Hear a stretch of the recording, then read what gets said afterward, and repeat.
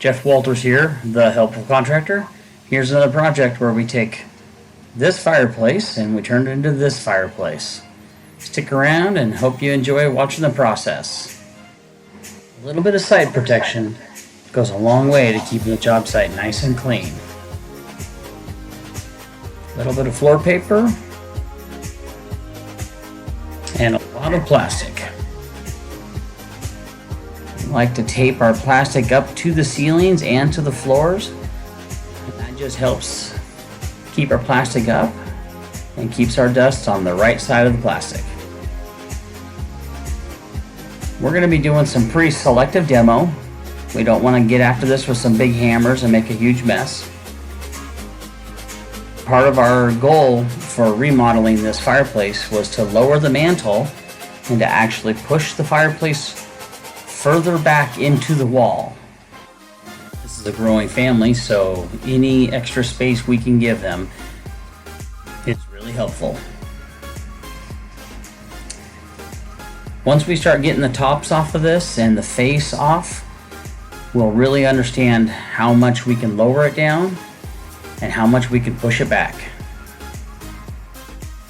We're about ready to get our first glimpse in there. Oh, there's our customer, Mr. A. He's coming through and we're kind of going over a little bit of a plan. This fireplace project was a little bit of a moving target. We didn't really know 100% sure how far back we could push it in there.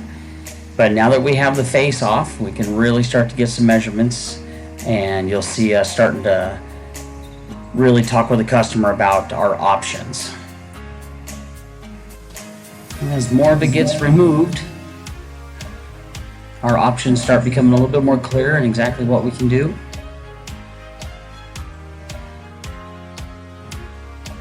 And also keeping in mind that we have the manufacturer's specifications on how close combustible materials can be to different parts of the fireplace. Here we're just spending some extra time with the customer, just kind of reviewing all the heights and setbacks that we can have now that the old fireplace is gone. We just want to make sure that we have a real good idea of what the customer's expectations are and how far back we can push it and keep it still within specifications of the manufacturer. Lots of details going into this one. Alright, so Bryce and I got all cleaned up and we left, and the next day the fireplace installers came in and put the new fireplace in, and then the electricians came in later that day and installed new communication conduit, the Smurf tube, the blue tube in the back, and a couple new outlets, and they wired up the fireplace for us. You can see Bryce and I start doing some of the back framing, finally putting these walls back in. The shape of the mantle and the shelf is going to really start to be noticeable now. A couple more 2x4s, then we come in and bring in the top of the mantle, the actual shelf top.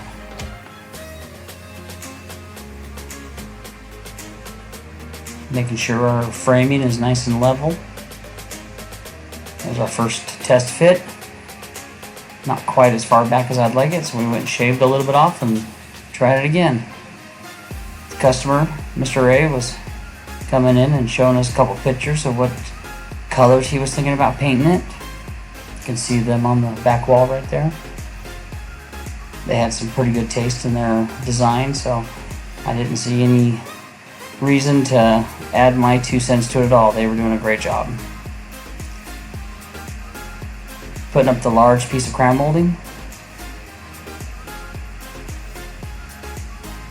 I like to pre-assemble when I can. Make sure all my joints are looking good.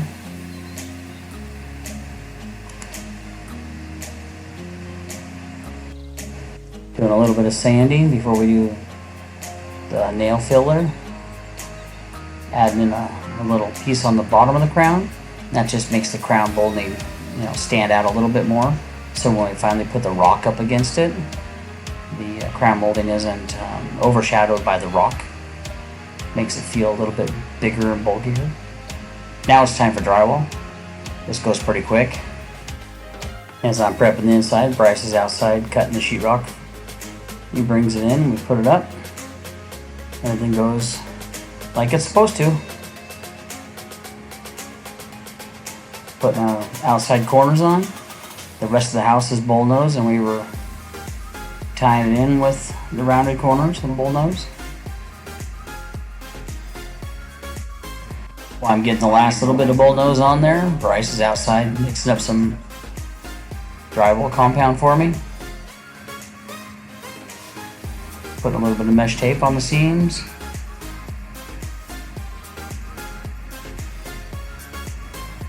Getting some paper tape ready for the inside corners. There's the inside corners going on. Giving a good coat on the mesh tape.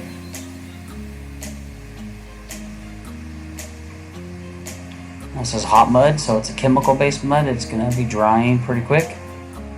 So here in a second, I'll give there you go, taking the mud pan out to Bryce, and he'll clean that out in a bucket for me. And then while he's doing that, I come in and scrape down our lap lines a little bit, and we switch over to some all-purpose regular mud, some air-drying mud. And here I am putting another coat on it. This mud sands a lot easier, so you'll see we go past the hot mud a little bit. The trick to this is you got to make sure you set up a fan so it'll dry overnight. And there we go. We come back the next day and do a little bit of sanding and get it ready for some texturing. Lots of masking for texture. We don't want our texture getting on a bunch of areas of the walls that it's not supposed to be.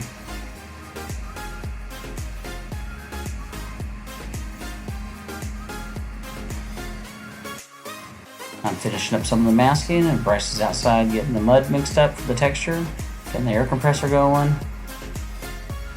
It'll be time to spray the texture.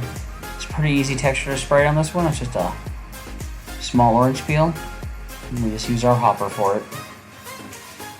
Our texture hopper right there. Then once we're all done spraying, we set that fan up and we let it dry overnight again. And then Mr. Ray comes in and does his painting over the weekend. So that was great. So we come back in on Monday. It's all painted and cleaned up. They did a fantastic job of working on it. We didn't get much film of putting down the granite hearth tiles down on the floor, but that was our picture of what it looked like. And once it was down, we covered it back up. Now we got our Durarock, our cement board up on the walls.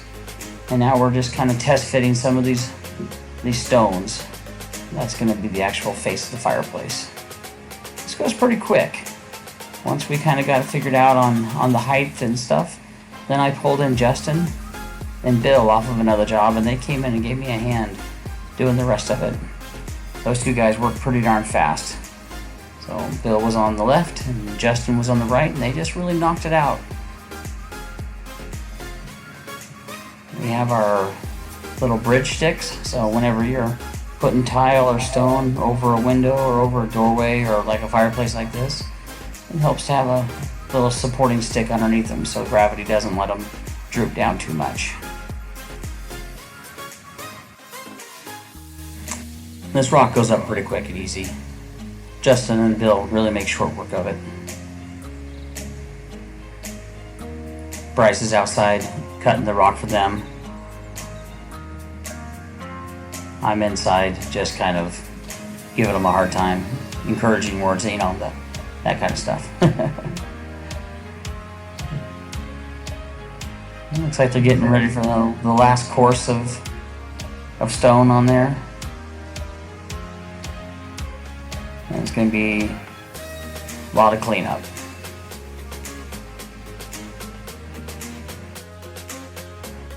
Well, now that the last tile's up, now it's time for cleaning. We're going to be spending lots of time cleaning on this one because we're about ready to drop that big plastic wall. It's been up for a little while and the customer's pretty excited about having the rest of their living room back. There's that nice granite hearth we put in. Keeping that fan blowing with the filter on it. That's keeping our air clean. And here comes the wall. The grand finale.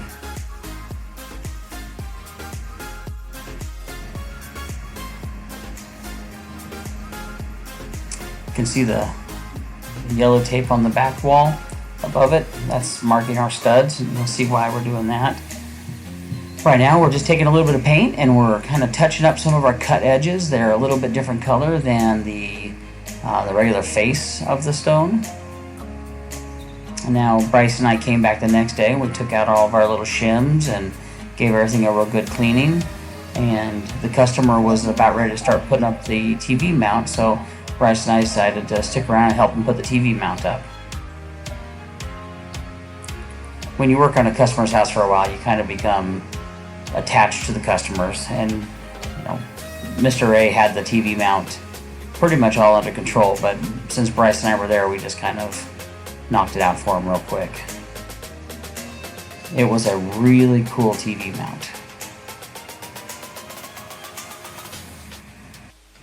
You'll see here in just a second where it actually comes out and swivels each direction, and then it drops down, and on a hydraulic ram it'll lift itself back up. You can see Bryce is about 150 pounds, and from the factory it was set for a very heavy TV. Mr. A's TV was pretty lightweight, so we had to adjust that hydraulic ram down quite a bit.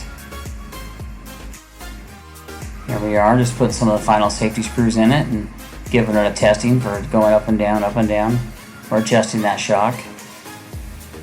Mrs. A is making sure that it's set properly for everyday use. And there we go. This is about a wrap on this one. That was a great project. I hope you guys enjoyed watching us put it all together as much as we enjoyed building it. Stay tuned. We've got a few more videos coming out. A couple more of crazy projects. And I hope you enjoyed this one. Again, this is Jeff Walters with The Helpful Contractor. Looking forward to the next video.